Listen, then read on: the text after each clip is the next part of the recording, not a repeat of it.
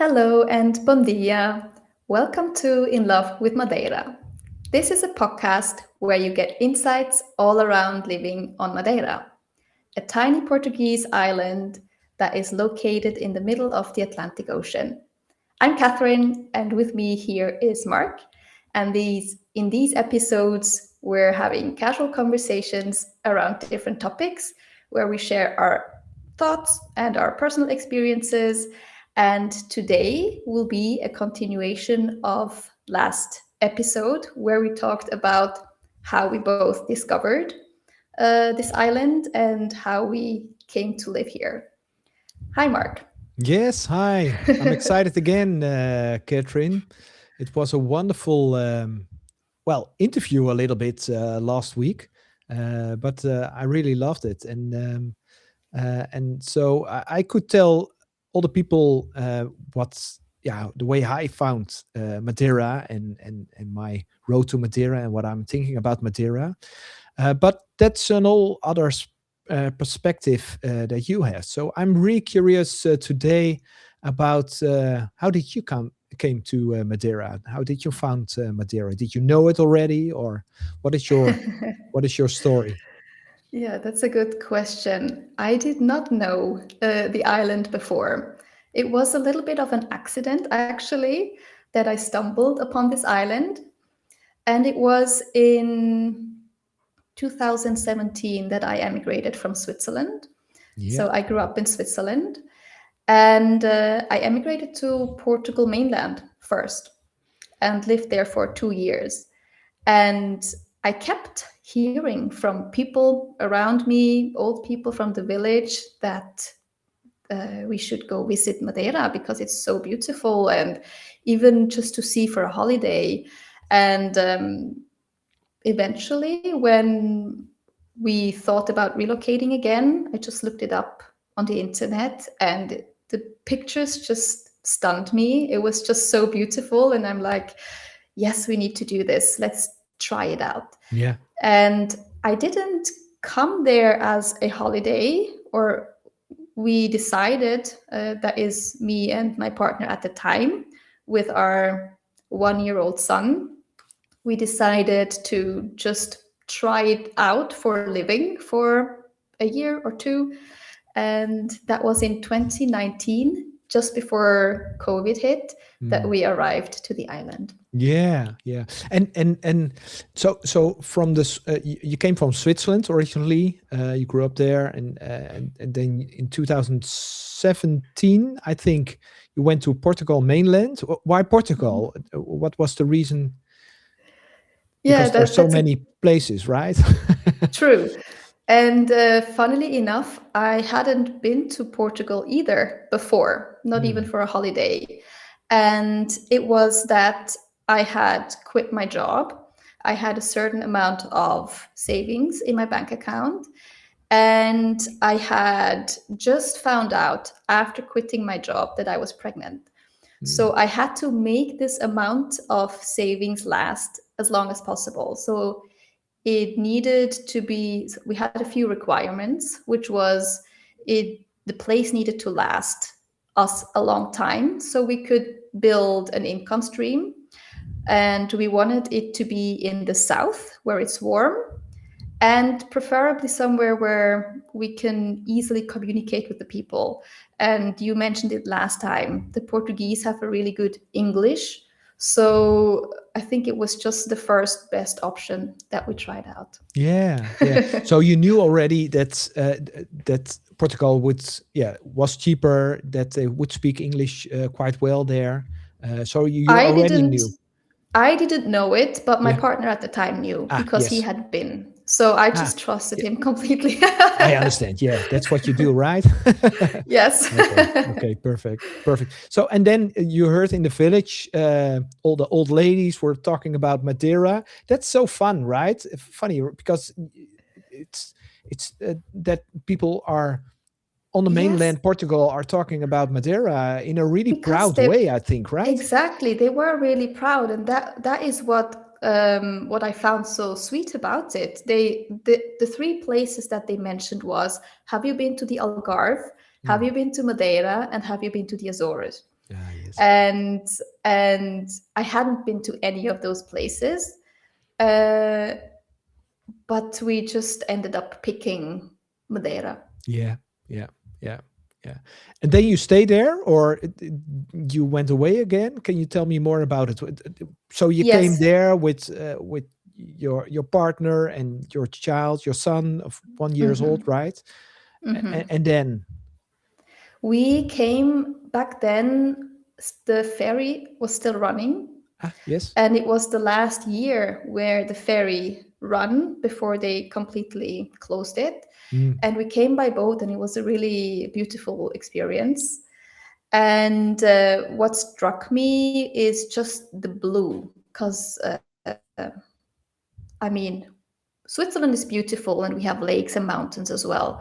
But to see the oceans from everywhere almost on the island is just wow. Like for the eye, the colorful, vibrant, saturated scenery was just stunning. And then we also stayed um, in the west part for a couple of weeks, I believe, in the beginning, and we explored it a little bit there, and it was beautiful as well.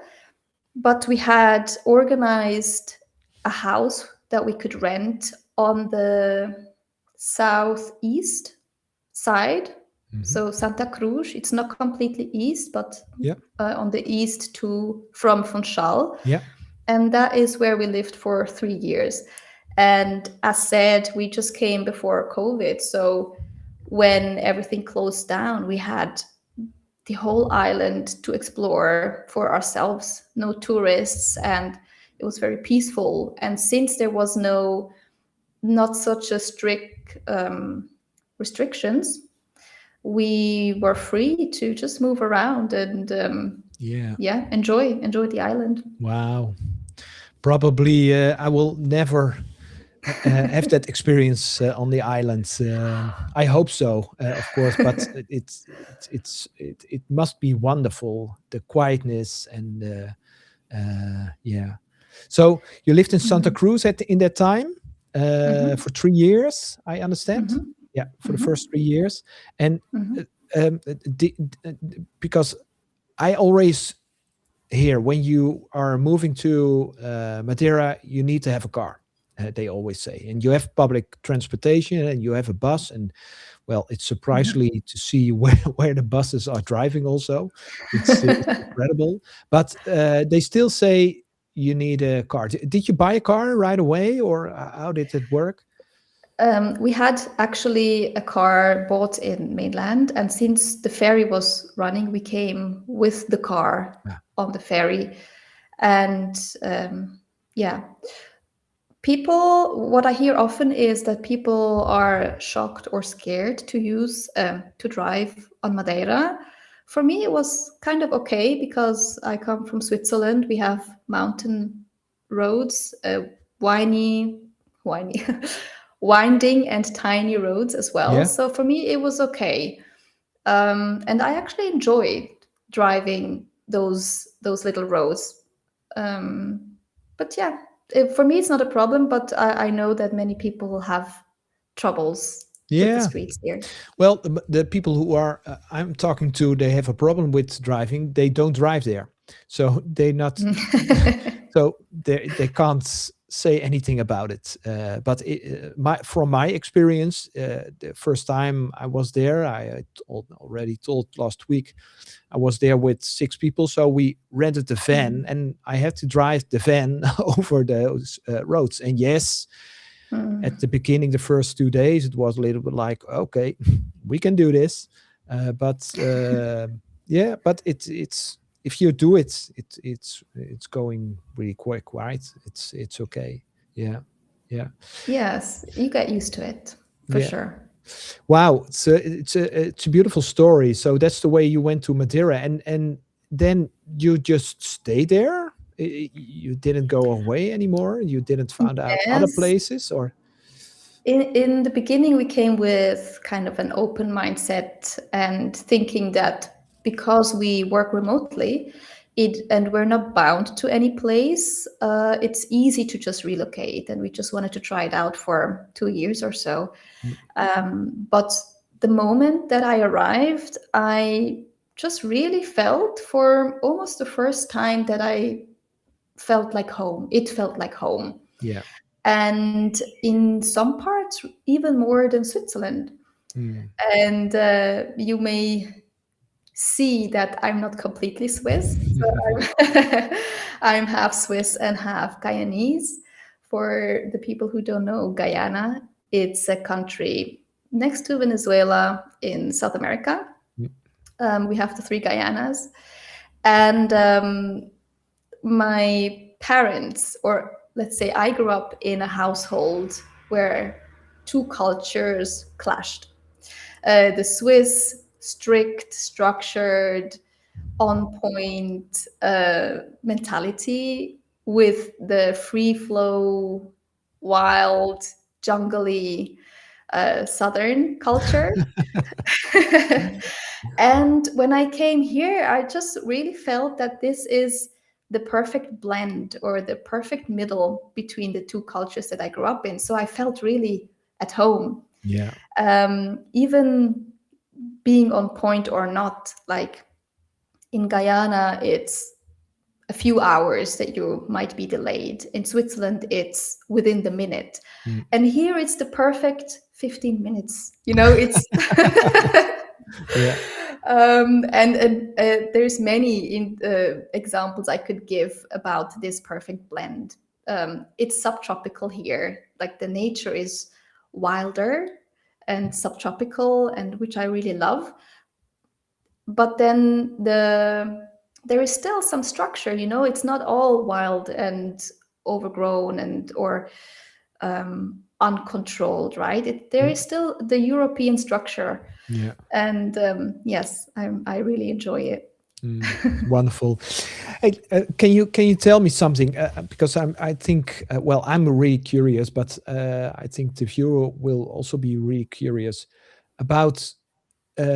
You are coming there with your partner, with your kids, and of course, when your kid is just 1 year old, you're really busy with that. But of course, and you don't have family there, so it's all new, right?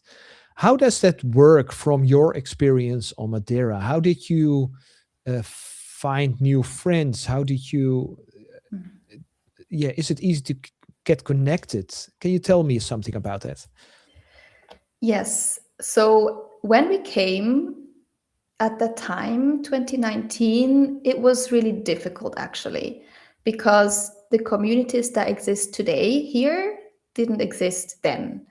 And I would say, or it felt at least as if we were one of the only young families that relocated there. Of Yeah. course, that's not true, but when we looked online, all there was communities and community dinners for retirees.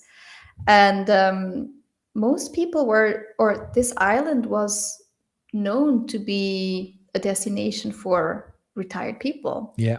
Yeah. And during COVID, this started to change slowly. First, it was digital, like on WhatsApp, started to like pop up many different groups of young people who were thinking to relocate here and but still didn't move here. They were just like gathering information. And over the course of a couple of years, not long, all of a sudden we had communities of young people here on the island and the first gatherings happening. And that was really crazy to see how it changed so fast. Yeah. Yeah. So if I understand correctly, then the easiest way to get connection is with people who are also not originally coming from Madeira. Is that right? Or is it still possible to? Yes. So by now I have a different friend circle. I have local friends, I have expat friends, but back in the days, it was easier to meet with expats just because I also didn't speak the language. Yeah. On top of that, I was restricted with time because I had a business and a child to take care of, and it was just I couldn't just wander around and speak casually to people. It needed Yeah. to be, let's say, productive, right? So an event would be the easiest way to just get connected. Yeah, yeah, yeah. And I think that's the perfect way, right? And I think it's necessary because what I've seen till now is that it, you don't just walk on the roads or let your kid play on the roads, and that's how you meet people, right? That's a little bit hard on most part of the on Madeira, not every part, but we spoke about the and in the last podcast last week, and also in this podcast about the steep hills, right? The steep mountains. And if your house is here and your neighbor is like, how do you say that? A few meters down. A few minutes down, it's not really comfortable to be on the road, right? That's why a lot of people using the car, just driving to the supermarket from their house, and they go. So I can imagine that it's in you have to have another way. It has to be organized a little bit more. Is that Yes. also something you see how the originally people who are living on Madeira also doing that in that kind of matter, or you also mentioned WhatsApp, or yeah, is that a way to connect with each other? Excuse me, you cut out a little bit for me then, so I Oh, didn't hear sorry. the whole question. Okay. Well, I said a lot. So I think my question is um, that I can imagine that it's hard to connect just by walking on the street or working in your garden. So I think that's the only way to get a real connection is by organizing it. And is that the reason why WhatsApp is being used on the island so much? Because if you want to, yeah. It's a real phenomenon, actually. I find it interesting that in other countries, WhatsApp wasn't such a big thing. It was Facebook groups or, I don't know, something else. But Yeah, WhatsApp is really big. websites. Yeah, Yes, yeah, right. But WhatsApp is really big here on the island. And for everything, the smallest thing, a WhatsApp group is being made. yeah, yeah. I'm thinking I'm already in 21 groups or something like that. And Yes, it's right. the one I'm using, and then there are much more, right? But I think it's because it's instant, and Mm, Madeira is small also. So you have this more personal feeling. And I think the step, okay, there is still a big group on Facebook, but the website or Facebook or other platforms just seem further away. mm, And I feel on the island. But you asked if it's the way to connect. And I think it really depends where you live.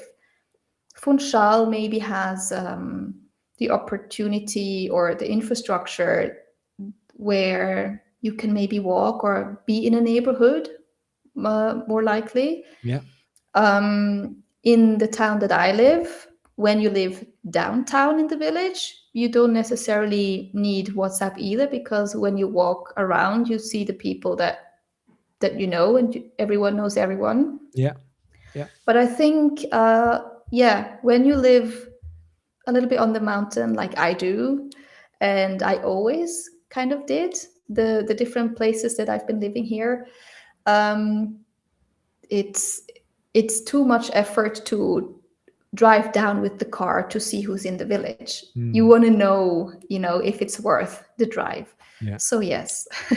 yeah. So and then it's just using WhatsApp groups to see what's going on, and yeah, Yes. great. Okay, well, you're living there since 2019 now, right? So it's 7 years, approximately. Can you tell me something about the different parts of Madeira, and because Madeira is not that big, but it has different parts, right? Yes. So I've always been living more towards the east, but I do know about the three big hubs for remote workers. And the first one started in Ponta do Sol, and I think this was also or is supported by the government, right? And over time, there was also or were different co-working places built in Funchal, and then also a community in Mexico. So we have the west side, the central city side, and east side. And in the north, I don't think there is a lot of community yet, but each of these places with the different communities have different vibes to it as well. So I can best speak for the community that I'm in here in the East, but from hearing and feeling into the other communities, I know that the West Side attracts a lot of young startup entrepreneurs, remote workers, people who are traveling a lot, maybe just trying things out, staying for a month, two or so, right? And So moving on. the digital nomads. The digital nomads, exactly. Yeah. And there's also a lot of events happening, parties and things, right? And then we have Funchal, which is also a big group and is, I think, I would say also more business oriented, culture oriented, just typical city vibe, if you will. Yeah. And then the east side, which I find has the most different energy to it.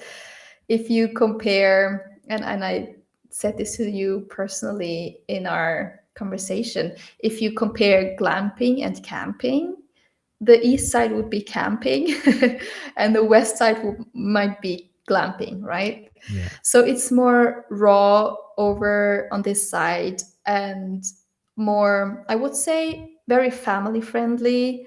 The community is kind of diverse, but also very like close. And I think partially also because the weather on the east side and the location just make it that way. So when I say it's a bit more raw, it's also the weather that is more raw and sometimes rough, right? And as you said before in the last episode, Mexico is pretty flat, so it's easy for people to walk and gather there, right? So it's very familiar. It feels like you're a part of a family, kind of. Can you tell me more about the weather difference between the west and the east and north, south, and of course Yes. it's just a small island, so you wouldn't suspect that there are big difference, but there can be difference, right? Yes. So Madeira is known to be an island where you get all kinds of climates and all kinds of weather in one day, even, right? And what I always found funny is the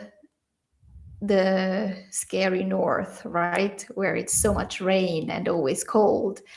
And it is true, it does rain a bit more, but I think that's also the reason why it is so beautiful in the north. It's very lush and green. And okay, coming from Switzerland, I think I'm a bit less rain shy. But I must say it's more of a myth that is played into, because Santa Ana, which is in the north, sometimes has so sunny days while it's raining in Funchal. So it's not as black and white. No. Yes, the east is a bit more windy in general, but I love it. Yeah, and the west, there always shines the sun, right? Sunny, yes. Exactly. They say. I mean, they say. I understand the many people who are moving there also just to be on the sunset side, to observe the sunset. And I've been there for sunset as well, and it's really beautiful. Yeah. But I also love sunrises over here, so it's okay. Yeah, well, sunrises for me are new because a sunset, where in the Netherlands, all the time I lived there, when I go to the beach, I see the sun is going under, right, from the beach, and that's beautiful. That's beautiful.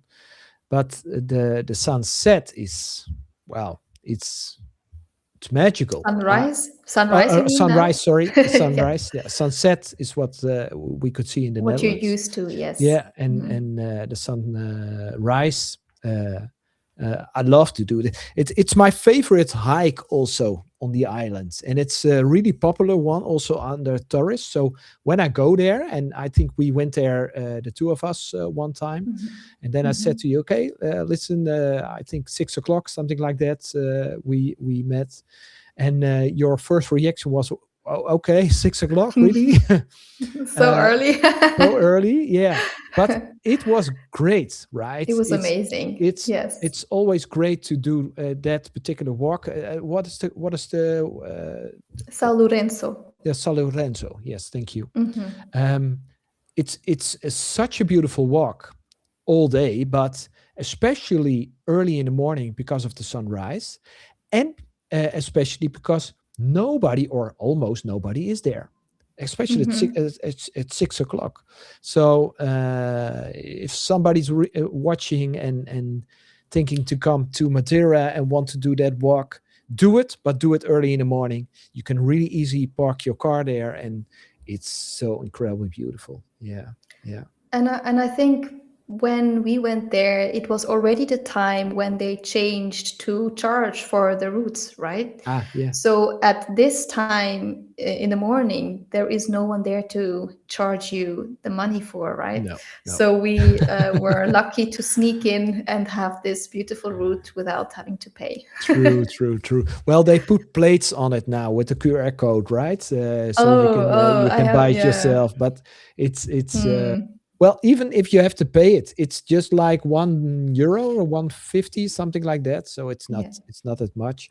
The only thing is, the only hesitation I have for paying is that I can't see the work they are doing on those routes, especially this route we were talking about, because the last part, you're not allowed to take. And of course, if it's dry weather and it's beautiful, you can take it. But it's a broken route now, right? So if you pay, I think they should also make sure that you can walk the route. And I'm not even sure if the €1 is still accurate. I have, yeah, it might have been at the time, but I've heard tourists recently saying they paid €10 for reserving a route.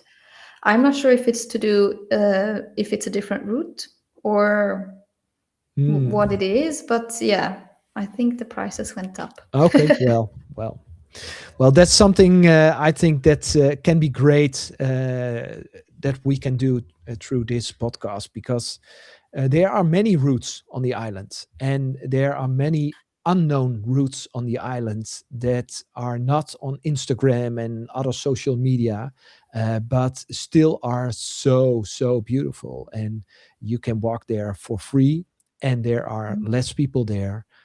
So maybe we can talk about that one day. Okay, what can you tell me, because you really did it, right? You were a small family, and you went there to Madeira and went there to see and what's going on, and stayed there already now for 7 years. If somebody wants to come to the island now these days, are there things that you've learned that you think that you could have done better or quicker, or what is a problem you run into, and that isn't a problem anymore, or you can do it in another way? That's a little bit of a tricky question, because nowadays there are also way more opportunities to do things better than back in the days, right? Mm, 7 years doesn't seem like a long time, but so many things have changed. yeah. So I may have been a, oh yeah, maybe there's one thing that I can say. Um, the tax. Yes. That is one thing that I should have done better. When we came, I could have applied for the NHR, Yeah. uh, Typical. non-habitual Yeah. tax resident, which has a lot of good benefits, and I didn't know about it, and we missed the deadline to apply for it.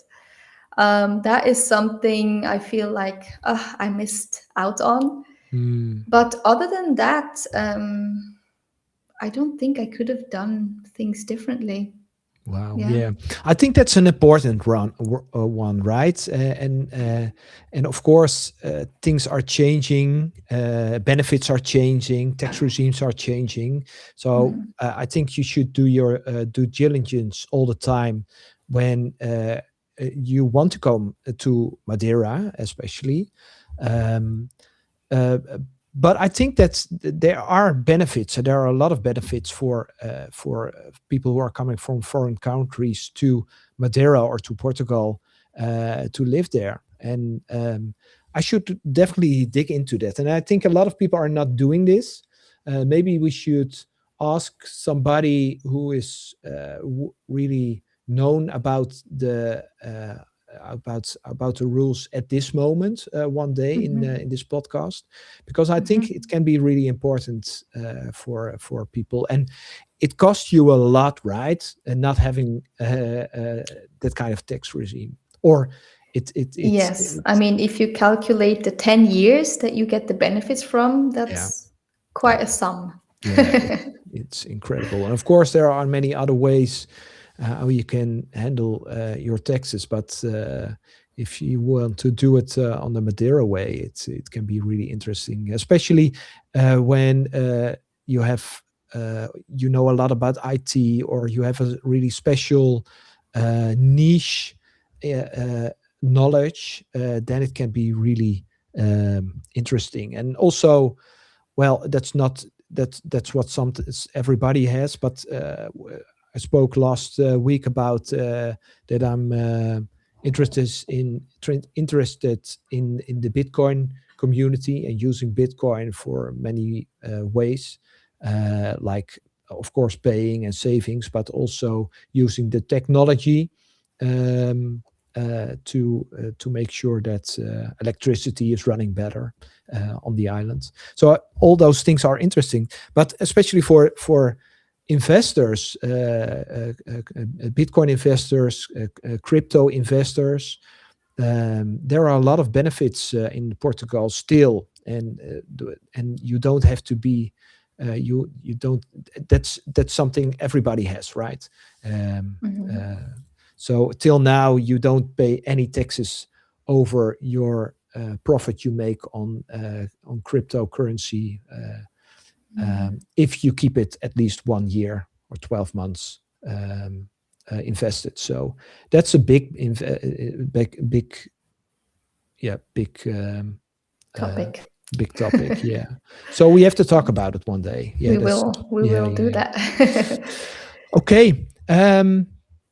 Are there things we need to talk about, Catherine?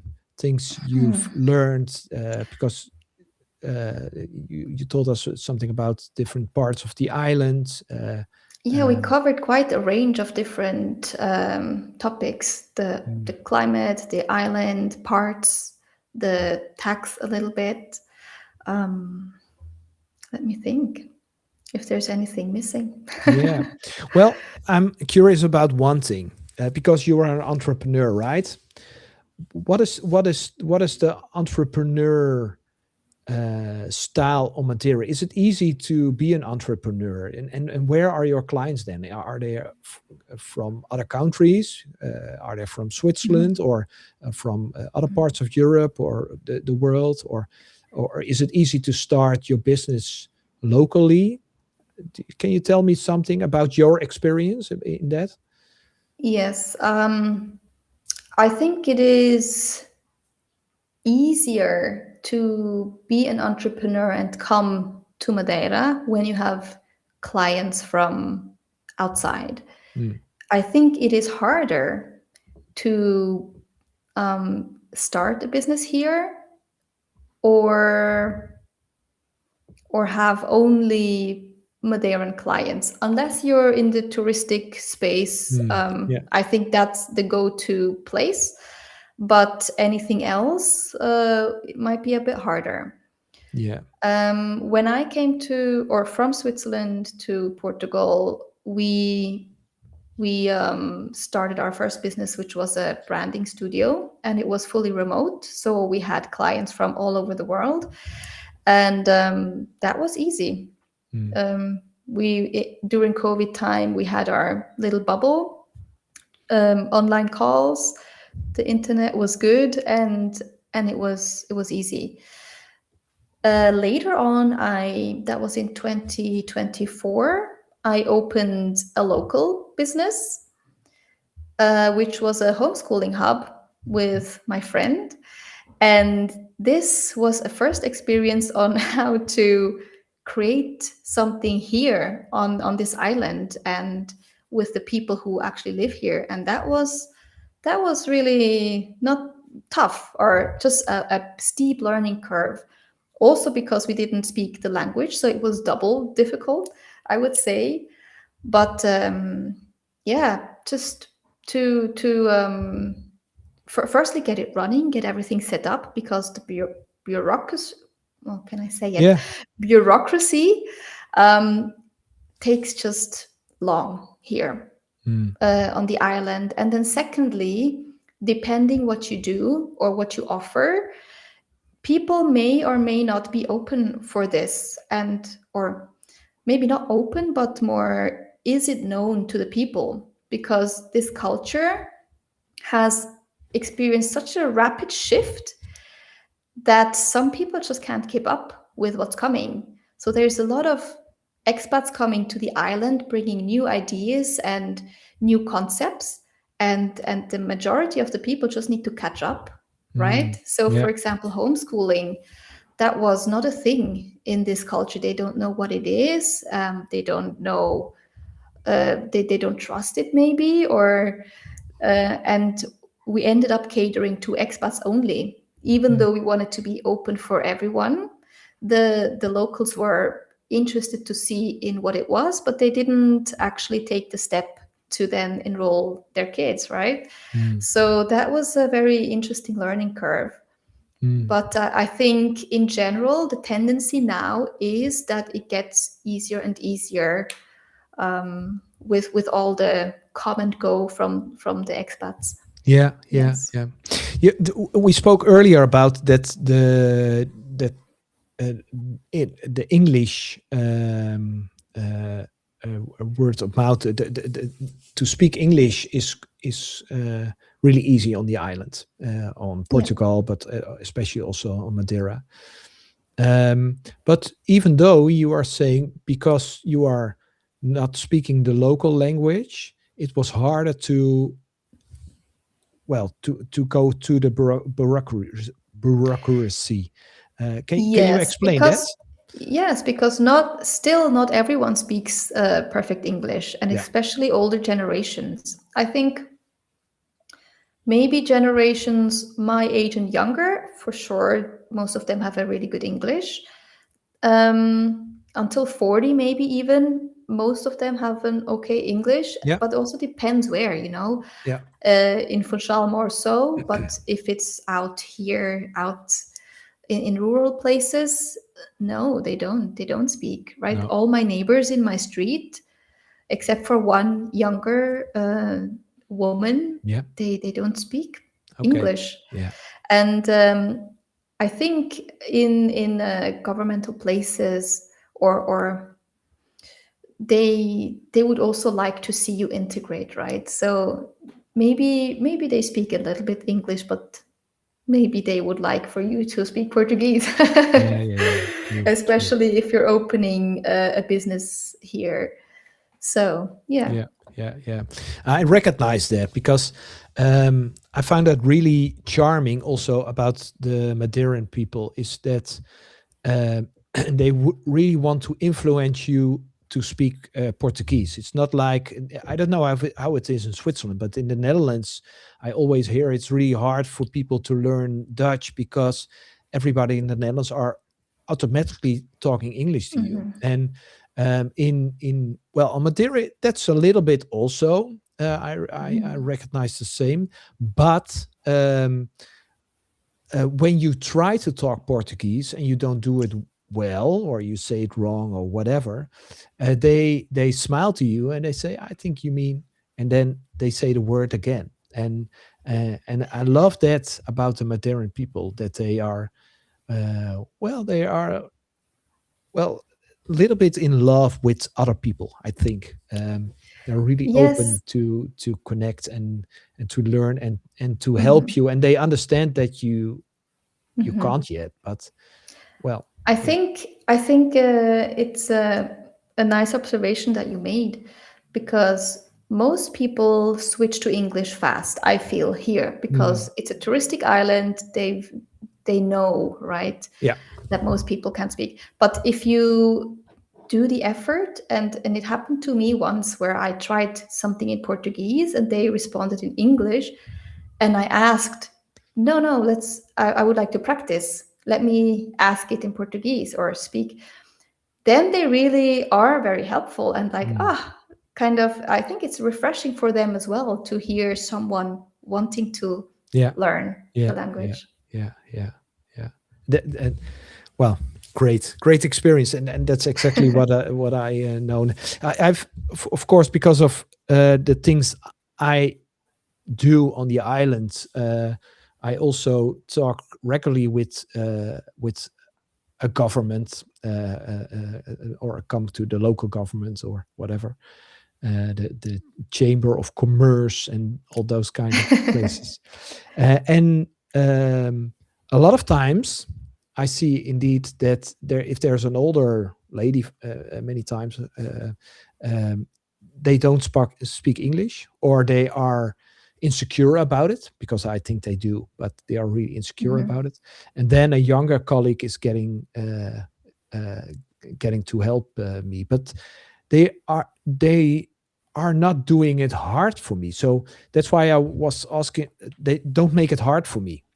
So that's why I was curious about your experience, that it can be harder when you don't speak a local language. And of course, we know sometimes there are some words, some documents, they are in Portuguese, right? So there's no English translation for that. Yeah, of course there is, but they don't know that word because they are using that word so many times in Portuguese. It's only that word, right? Um, so that I find it can be a little bit hard. So I have to really look it up. But well, and what I think, and maybe we can talk about it in another podcast, but the influence of AI on Madeira is also, I think, really big, because all the things I've been doing the last 12 months were really, or no, not really easy, but much easier for me by using AI, because the last time I needed to have a document from a local government, and the and town hall is not just one town hall, right? It's there's one up on the mountain, there's one in the center, there's one there over, and just talking to AI, and I have to have this document, he or she can tell me right away where I have to be. And that works really well, right? And when I didn't use that yet, because I that already changed for me, when I didn't use it, I had to call somebody I know. I had to call you or then well, it's another friend of ours.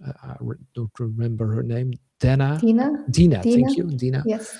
Yeah, I don't remember her name in English. Dina. So I had to call her, and everybody can help, but and that's one thing I really like about Madeira. I really like is I'm um, I grew up in a time in the Netherlands where as a kid, I could go to my local bank and just walk in to the counter. They would say my name, "Hi, Mark, welcome." And if I ask, can I have, in that time you had guilders, not euros yet, can I have 5 guilders? They said, okay, one moment. And within 5 or 10 minutes, I get 5 guilders from my bank account. That's something that I'm really missing about the world at this moment. And of course, maybe I'm getting older, and all the things are better now. Not better now, but in the past they were better than now.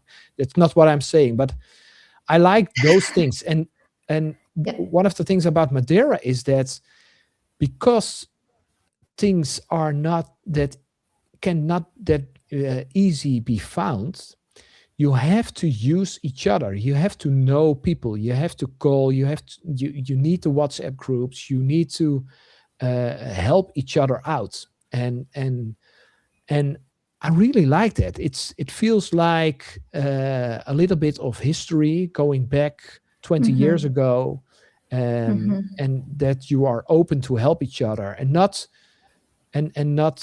being so alone in the world. And I think that's something that is definitely changed in the Netherlands, and maybe and I think also in other parts of the world, is that we don't know our neighbor anymore, and we don't help each other anymore. And I really hope that will change in the world, and I think it will. But especially on Madeira, it's already there. It didn't change. Is Yeah, that? I agree with this observation. I go to Switzerland usually once a year, sometimes twice a year. Yeah. And every time I go there, it looks new in terms of like the development happened so fast. Mm. And I feel like I'm going back to the future Yeah. in a sense. And yes, every time I come back here from Switzerland, I feel almost nostalgic in terms of I feel as if I was 10 years old. How Mm. the things were, the how the people interacted with each other, and exactly what you describe. And I almost feel as if I get a second chance to enjoy that time, Yeah. because development will come. It happens here now also, Of and course. Yeah. we will get to where Switzerland is now eventually also, right? But it gives me kind of this peaceful energy and like the space to Mm. really soak it in as it is now also. Yeah. Yeah. Yeah.